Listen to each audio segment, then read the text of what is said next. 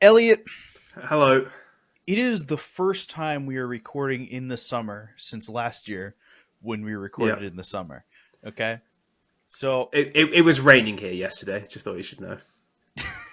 that's going to make what I'm going to ask even funnier. So my question to you to start this is what are we doing differently now that it's the summer and warm outside and all the stuff?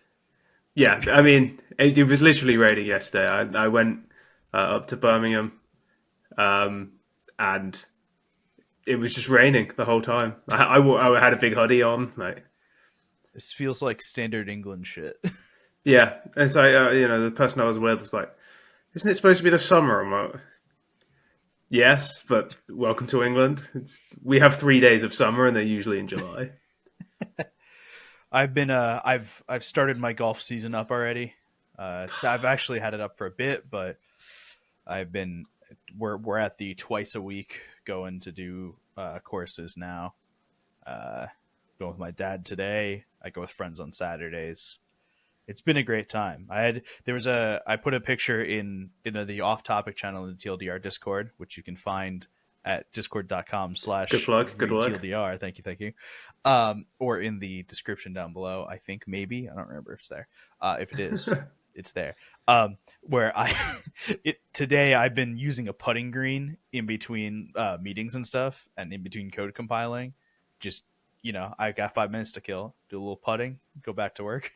I have no interest in golf. I've played a few times, but don't really enjoy it. But I feel like a putting green is like the most fun part of golf because It's you're not spending 4 hours walking around. Like you're just I putting the ball in the find hole I when I go on Saturdays, I go at like 8:30 in the morning. Like I start at 8:30 in the morning. on a Saturday. Yeah, but here's the thing, okay? We all thought I was insane when I said we should do that. I play with a group of three other people, right? We were Yeah, like, okay. We all thought I was kind of insane when we did that. And then we all kind of love doing it because you're up early, you're outside, you're walking around, we drink coffee as we go through and do it, and we're all kind of shit anyway, so it's not like we're yeah, but missing the fact that we've warmed up for a whole day or something like that. if you did it in the evening, you could instead of coffee, you could be drinking like tequila while you were doing it, and then you get even worse by hole 18. Yeah, but by the time I'm done on the course, I can go get a bacon, egg, and cheese sandwich on a bagel.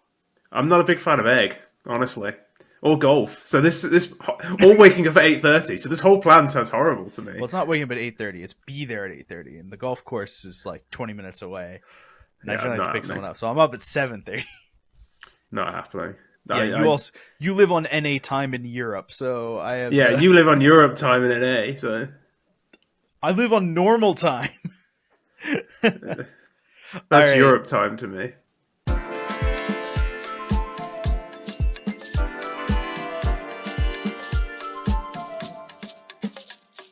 All right, let's get into Counter Strike. A couple things happened this past week.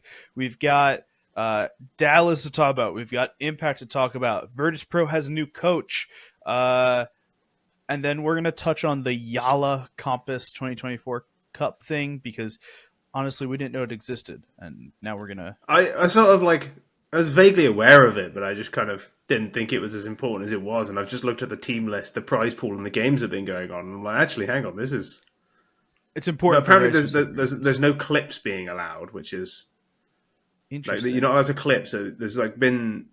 We'll get into it in a minute. Okay, yeah, we'll get into it later. All right, let's start with the big news from the weekend. Dallas. Yeah. In Dallas, we had playoffs, I think, by the time that we had talked last week. We knew that it was Yeah, we knew who the players were. Yeah. yeah, so we knew it was going to be Phase G2 in a quarter and Vitality Heroic in a quarter. Semis was going to be 9Z against the winner of Phase G2 and Spirit against the winner of Vitality Heroic. Did we expect? I know the answer to this question. No, we didn't. We did not expect any of what happened. So I didn't expect any of this. Yeah. I think you and I looked at this and went, you know what? FaZe will probably make finals here against the kind of disheartened G2 team because they're still playing with a stand-in. And 9Z did a real fucking good job getting the playoffs. But beating FaZe in a best of 3 on a stage on LAN is real fucking hard to do. Mm-hmm. And then the other side of Apparently, the it's bracket, not that hard to do. apparently, the other side of the bracket, I think we both said that Vitality would beat Heroic here. Yeah, I think we had said it was a toss up for Spirit Vitality after that point, or maybe it was that Spirit sounds heavy like us. Spirit favored. It was.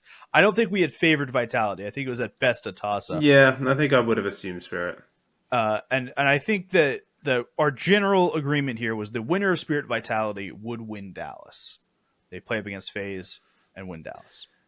Yeah, We were very wrong. we were very wrong. So if that's what we believed, I don't remember. I think that sounds right. So let's start with the Vitality side of the bracket. So Vitality did beat Heroic, as we kind of expected. What we didn't expect was Vitality to beat Spirit, and pretty convincingly.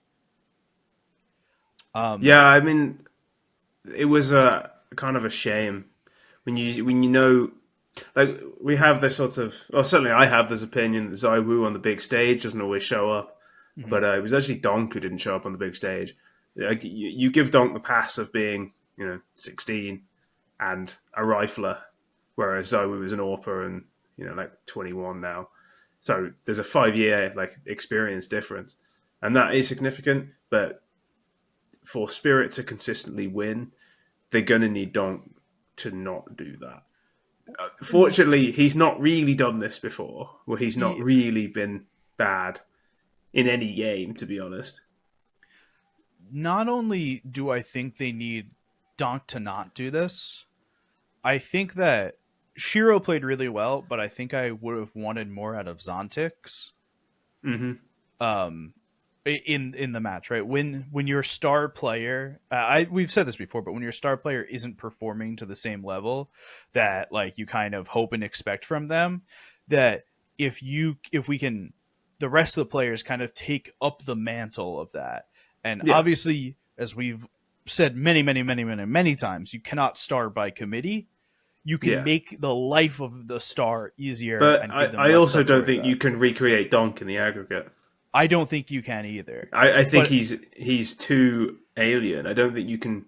I don't. If you have Donk on your team and he has a bad game, I think it's quite.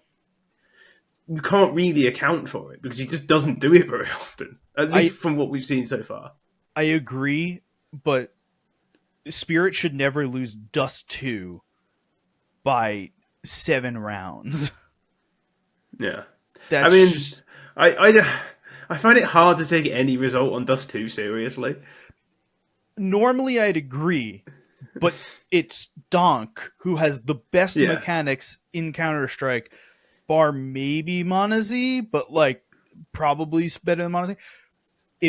And Dust 2 is just... Dust 2 is the most mechanical map in the game. Sort of, but it's just kind of coin flippy. It's not actually that mechanical because everyone's played it so much. Everyone knows the angles. It's not like... You don't actually need great mechanics to be good at Dust 2. You just sort of have to have played it 1,000 times, which nearly every pro has. So I think it actually kind of levels out in terms of mechanics a lot of the time. Because everyone's been there and done it. Everyone's held B before. Everyone's held short before. Everyone knows what they're doing. It's just a case of, do you have a good game? Do you have a good day or not? It's as simple as that. So Vitality won against Spirit, selecting their bit in the grand finals. On the other side, FaZe took a loss to G2, and it was quite convincing. I think that's the most shocking result of the whole event, because after that, you're kind of thinking, all right, G2 can actually win this event. Once they beat FaZe, okay, they actually can, but until they beat FaZe, there was not even an inkling that made you think they could win. Now, for what it's worth, Monazi beating FaZe put up almost a 2 rating over the 2 maps. Dude, he's just far and away the best player in the world. There's actually nobody close to him right now. I thought Donk might have been better at one point. He's not even close. Monazi he absolutely shit on ZywOo. He's dragged a team with Stewie2k and Nexa dropping 0.8. Like there was something like the 50 set, or it was like 73rd and 74 highest rated players at the event, and they won it Yeah. because Monacy is just that much better than every single opposition AWPer. And he opted against Brokey, he opted against ZywOo, and he opted against who else did he opt against in playoffs? I mean, My mind's got blank. DJT, GGT. Oh no, it's Martinez. Martinez, Who was very very good in groups. Like Martinez was putting up numbers against some very very good players in groups, and Monacy's just destroyed them all. I mean, he opted against Torzy. Yeah. Torzy and Cadian, who Cadian's probably not the best. He's out-orped everyone so comfortably to the point where he has dragged two, let's say, like subpar at this event riflers to a win. Like he's dragged them kicking and screaming. When Donk won IEM Katowice on his own, like his worst player was Chopper, who was at like a 0.9. Monacy had two players worse than that and won the event against Donk. So let's talk about the elephant in the room, the Stewie2k of it all. Yeah. So as we alluded to, G2 did win this event. They beat 9Z in the semis and then beat Vitality as well. That Vitality G2 match was the only 3-mapper of the entire playoffs. And the nuke felt like it could have fallen away from G2's hands. That's that third map very quickly. But they won the event with Stewie. Yeah. And that brings some questions about G2 overall. Does it? So I'm not gonna. So I people on the internet, not named me. I swear it's not me. People have been basically saying that if you can do this with Stewie, why aren't you doing this with HooXi? But they have done it with HooXi twice. I agree. They have actually that's the point. They've always had this ability to do this with HooXi. Like, they won at Katowice and Cologne last year. Not many teams do that. And they did that with HooXi because Monacy and Nico just decided they were going to win those events. Monacy just decided he was going to win IEM Dallas. And you could have an in-game leader who was actively throwing, and I don't think it would have mattered. Like, Monacy was going to win that event no matter what. He was ridiculous. I agree. I'm going to bring up one of our TLDR fellow associate folks, Ty, also known as Simba, who, if you haven't taken the CS2 bootcamp yet, you can also find that down in the description of the YouTuber and the Spotify. He's also offering one-to-one demo reviews now. He is. On Twitter. Yeah. He is. Which I have to send him my demo. I meant to the other day. But he took a look at the G2 Vitality stuff, the demos from this game, and just from G2 in general, on the conversation of Stewie and HooXi, and basically went, if you look at ratings, they're the same. But if you look at the actual kills that Stewie gets in a round versus the kills that Nexa gets in a round, anytime Stewie's getting a kill, he's kind of in the right place at the right time and having more impact in the game, even though his stats are roughly the same. It's one of those, like, you can't just look at, oh, this player has a better rating by 0.2 or something like that. It's one of those things that you actually have to look at. Yeah, so Stewie's in high impact but very difficult positions. That's what HooXi's in. Whereas Nexa is in the lower impact, still quite difficult, but you don't put your best player in these positions. Like he's a small site anchor. He like watches flank. Like he's inters on this team. He's mouse sticker on this team. Whereas Stewie, I think, took one-to-one roles with HooXi, whereas HooXi is often used as a battering ram, as a first man in. Like, he jumps in with a Mach 10. Some of the stuff I've seen HooXi do, the Tech 9, by the way, alien. When he runs in first with the Tech 9, he does ridiculous things. He often runs in first, and that's basically what they use Stewie as. And that's why I think Stewie's actually quite a good fit, because whatever you think of Stewie2k, as a in player, 2024. as a personality, as a over his career, he is selfless and he is somebody who is willing to make space for bigger players. That's why he fit in so well on Liquid and why he was so highly valued by Liquid, because he was willing to do the dirty work that Hooksy is also willing to do. But it made that a role, like it made it a role fit quite easily. And basically NiKo could call in the same style as Hooksy with his own twist, I imagine. Like, Yeah. we obviously don't know, but I imagine they would have kept. There was some rumor about like Hooksy helping with game plans, so there was Yeah, probably I think some level where they were Hooksy. maintaining the same I system. And I think they basically had Hooksy as an analyst for the event, just yeah, remote. He yeah, was just in Europe I'm sure. being a coach. I'm sure his for the sister event. loved that. You're paying attention during the ceremony, and he's just watching a demo on his phone.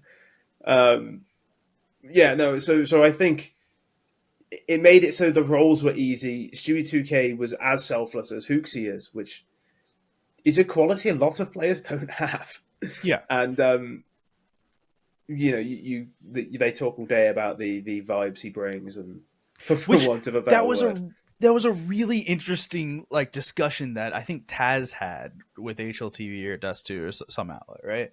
Which was like Stewie had brought this veteran calm like stuff to this. Wow. And I heard that, and then I heard Yanko on the desk go, I don't know who the fuck Taz is talking about, because I coached this guy and I would Yeah. never describe him as calm. But then there's 3 Balkans on this team. Do you know what I mean? Like, Maybe it's a NiKo might be a common veteran, but I don't think he's never calm. Hunter comparison. seems calm, but he is still, he is still a cousin of NiKo. Nexa, well, he seems calm. His girlfriend on Twitter less so. I don't know if you saw that with her and No. Launders. That was, oh god. Launders tweets something out about like Nexa being heavy, as in hard to carry, and Nexa's girlfriend Donna, who's also a Oh, I interviewer for did see Only this. I just Pixel. did not know the Yeah, connection. so it's Nexa's, I think, fiance actually. I think it might be fiance.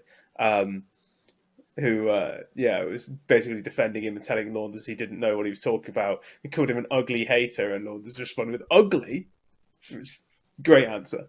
But yeah, like there's 3 Balkans on this team. Hooksy is actually not a veteran. Like you almost think of him as one, but he's actually quite inexperienced on the big stage. Like Copenhagen Flames was his first big break. He actually doesn't have loads of experience on the big stage. And Monacy is like, a child. So compared to them, Stewie2k probably, like compared to NiKo, Stewie2k probably is calm. And compared to Monacy, he is a veteran. So everything it does make you wonder about G2, doesn't it? Like, well, yeah, Stewie2k comes in and calms things down. You've probably got a problem.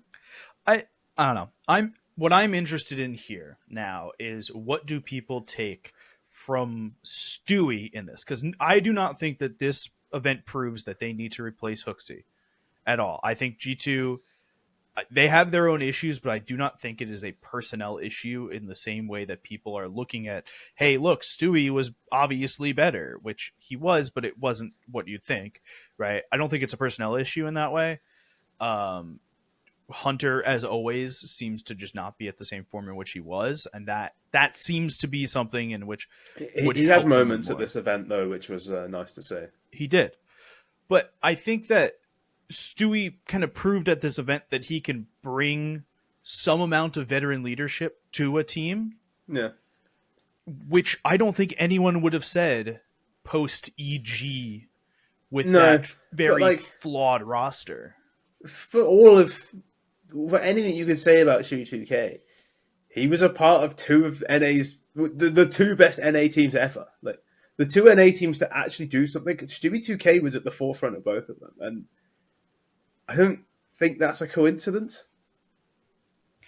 I'm trying to think of a team that could use Stewie, and the problem is I do not think any of the tier 1 North American teams right now could use Stewie. It doesn't have to be North American, as we've just seen. Correct. I don't know what international team would really want Stewie right now either. Because Furia. oh no, not again. We've done this dance before. Are we I bringing mean, Tarek back too? look, I don't know if Kai is not good. Kai is really not good. No, he's not. They need somebody. And I feel bad for him because it's not his fault he was No, subbed off. But he shouldn't be in this it's really position. not his fault he's in this position, but he's not good enough. So, No, he's not. Yeah, Stewie to Furia. That's my call.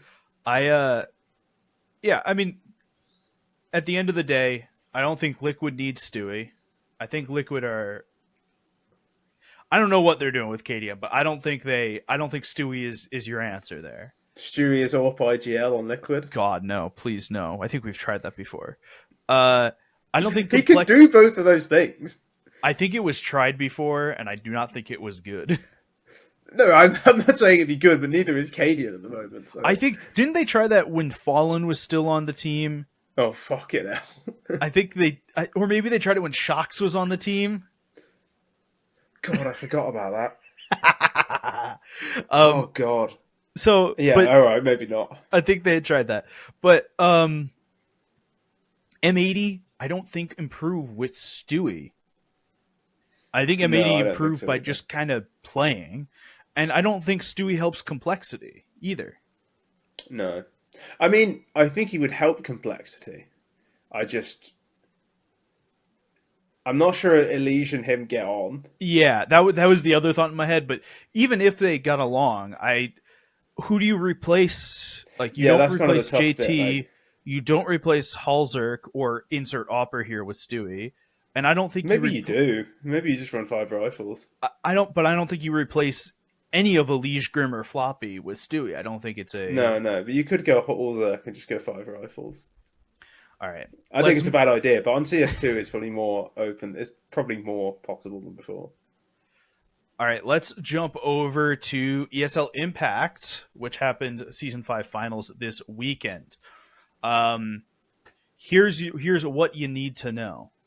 We said Na'Vi Javelins were going to win this event. Yeah. We were wrong. Yeah, like all of the think pieces, all of the stuff building up. It's like, oh yeah, no, Na'Vi Javelins are ready to take the throne. Like Imperial Valkyries are looking a little bit shaky. They've lost the last times.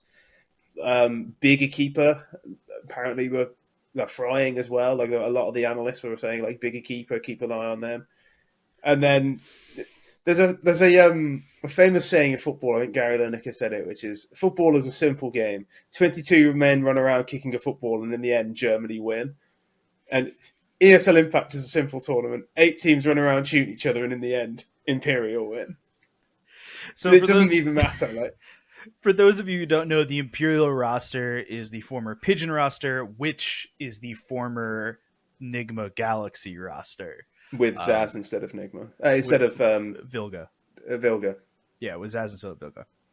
And it doesn't seem like they've lost a step. No. Like they seemed a little bit shaky in their games before, and they were just going to win. They just remembered how to win. I think they've won every version of ESL Impact now. Yeah, the 7th consecutive Impact LAN title from them. I mean, say what you want, 7 wins in a row is insane. They've lost a series in Impact. All 7 offline wins. Well, they have one. Actually. I think they might have lost 1 series in Impact. I think it was a NIP. I can't remember. That might be Gamers Without Borders. But they are impervious. They do not lose. It is insane how good they are. Yeah, like they just don't lose. Like, they just unfortunately. No matter how many think pieces you write. I wanted to give a plus rep to HSG, which is the team from China that has Olga, formerly on Furia, who played, I think, better than most people had guessed, made it to playoffs, and lost to Let Her Cook. Additionally, props to Let Her Cook, which is kind of just a team that still doesn't have 2 other players on it. Yeah. Like, they brought in 2 temp players and made the finals, and that's great in my fair play. Yeah. Like, you know what? If it's good enough for G2.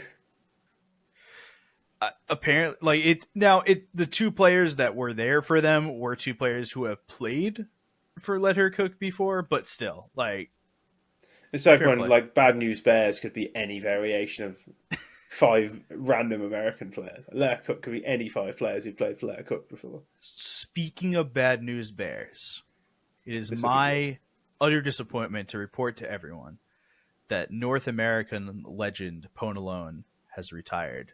Oh, has he? I missed this. Yeah, he retired either today or yesterday as recording. He hung up the mouse.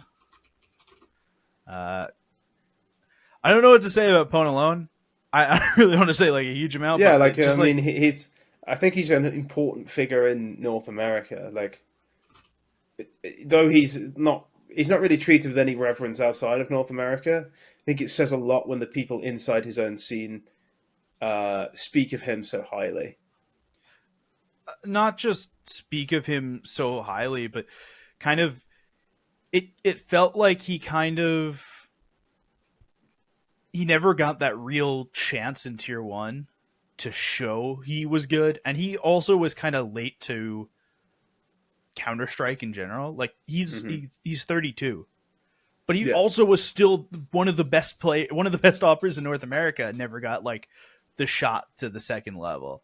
And I yeah. I think always his age always held him back getting that jump up, and I mean that's understandable. I also don't think he was ever ready for a complexity for a liquid for anyone like that. mhm. But it's important to have these figures it who he is the like talent factory players. I was gonna say he's the Sheikh Zula of the last couple of years. Yeah, and I think that it's always important. Like you need players. You need before he went rogue in the literal sense, not the team. Hunden, like you need players like Hunden, like Crystal, who will create players and teams out of thin air to showcase talent coming up to keep a scene alive, Mm-hmm. because otherwise it dies below the top tier, and we know what that looks like in North America. Yeah, it's So real not respect good. to Pwnalone for keeping things pushing when it wasn't easy in the second tier of North American Counter Strike. Yeah, and something we forgot to touch on, speaking of North American talent factories, FlyQuest Red at Dallas, they finished sixth, seventh, eighth, I think. They did not have a particularly good tournament. They continue to kind of seem to have issues against on big stages. I think Um, they kind of struggle. I think they feel pressure when there's a hometown crowd, or like when the yeah, crowd really wants them to win. I think there's a amount of that. But they last week brought in Sheikh Zula as an assistant coach, Huge. which That's huge. I'm in for. Yeah. Bring me more. All right. Let's talk about the last two things. So, one quick thing: Virtus Pro, they removed Datsun last week. A dastan, yeah. Dastan, sorry, I'm thinking of the car. Datsun. Okay, Dastan. They removed Datsun last week as their coach, and I think it was today that they brought in Xoma, the coach from Nine Pandas, up to the Virtus Yeah. Pro roster. I think this is a very reasonable thing to do. It's always hard to know how good coaches are. Mm-hmm. There seems to be a lot of respect for Dastan within the community. So we'll see if this ends up being a positive change. Virtus Pro seem to need some sort of change. Yeah, And they went all in on electronic, and so far it hasn't worked. So it. I don't think it. I don't think that it hasn't worked. I think it wasn't the head to head firepower upgrade that it was expected to be.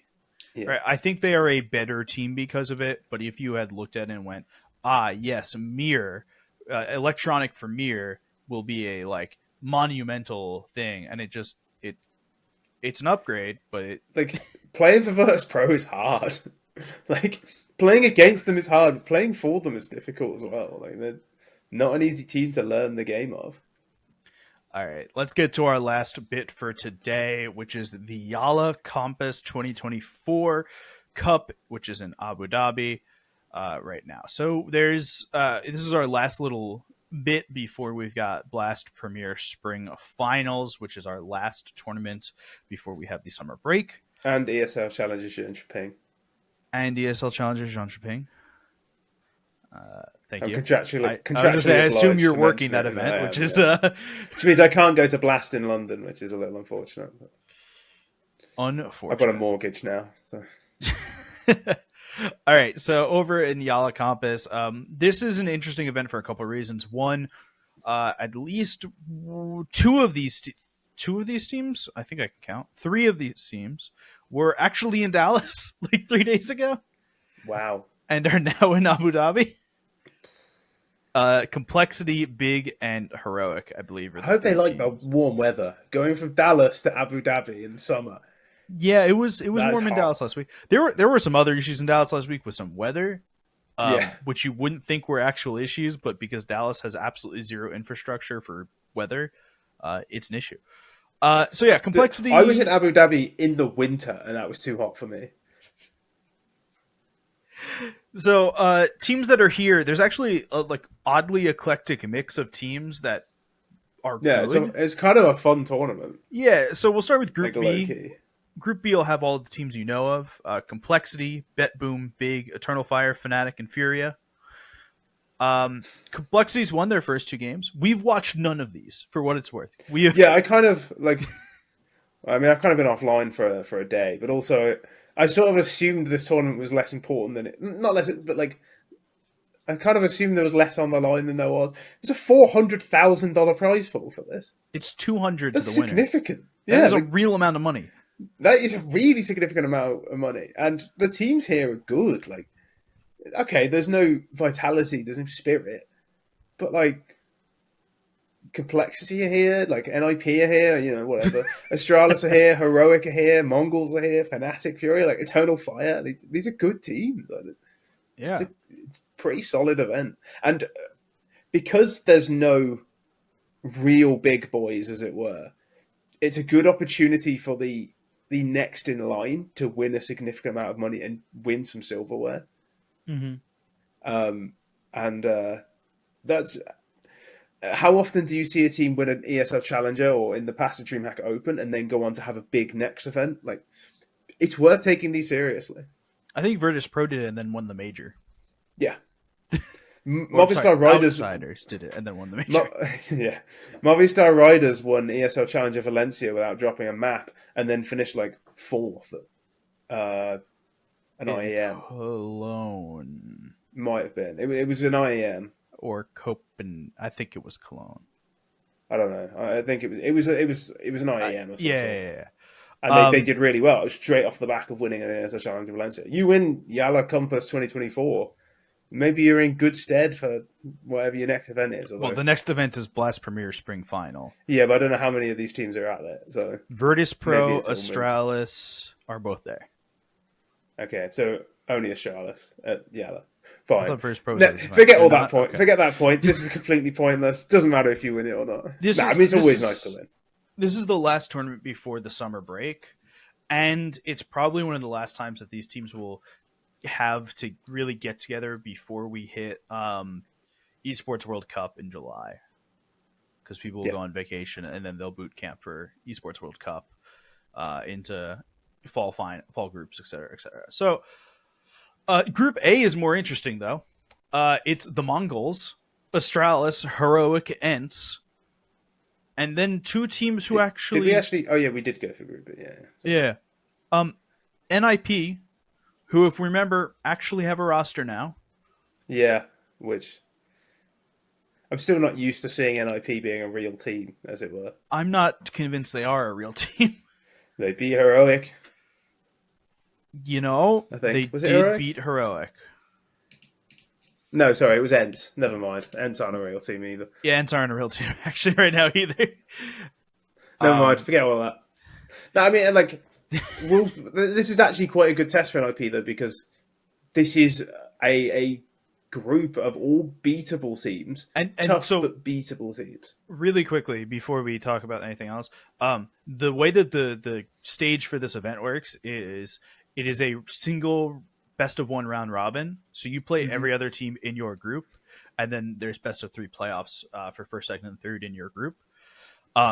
So it means that NIP will get to play a best of 1 against Ants, Heroic, Astralis, Mongols, and most importantly, Sashi, Yeah.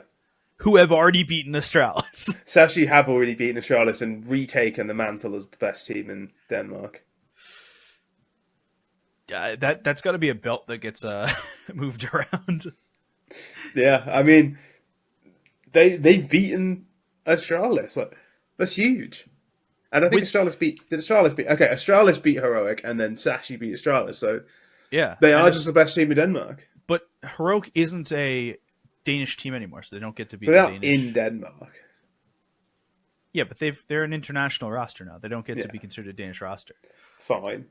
The best It's part about weird that Heroic aren't Danish. I know. The best part about Sashi beating is there are 2 former Astralis players that were not used correctly at all. Yeah. Because of the post-device era. The story of Astralis, I think. Yeah. Astralis really should be winning this event. Like, they should be coming into this and going, we're going to win this event. I mean, it should be Astralis, Complexity, Finals. Astralis, Complexity should both be looking at this as, we should win this event. Eternal Fire should be looking at this saying, we should be top 3, top 2. Yeah. I actually think for some odd reason that Big have a shot of making playoffs here. Big always have a shot of making playoffs. It's just, they always have a shot of going out last. Well, Furia... The only team, like the teams you're thinking aren't going to win it at all are Furia, because they're awful. Bet Boom, they're not consistent enough. I would say right now Ents aren't either. Yeah, no, Ents look terrible. They don't look coordinated at all. I mean, they've just made 2 roster moves. I would also say Heroic, but not because like I think that they're bad. I just think that they went to Dallas, which fucked up their internal clock from Europe, and then came to Abu Dhabi, which is in the other direction. They're playing flip flops, but like I know Complexity was in America before, so they're doing 1 jump as opposed to Heroic, who've done 2, and Big, who have done 2. Yeah. I also think Complexity is just a straight better team than Heroic, but I'd probably agree with that. Heroic, wholly unconvincing. Like they have flashes of being a really good team, and they will do because they've got Dexter and Nerds. Like that's a really good duo, but they just haven't seemed to make it all click yet. If it clicks, that team will be really dangerous. It's just getting it to click is the tough part. All right. I think that's it for this week. Short podcast. Not much is going on. Quick mention for iNation ceasing their operations after basically finding out there was no chance of them ever making the major anymore. So they've gone, well, fuck this. Fair enough, honestly. Yeah. You know what? There was another one, but I don't remember what the shout out I wanted was. Just what it is.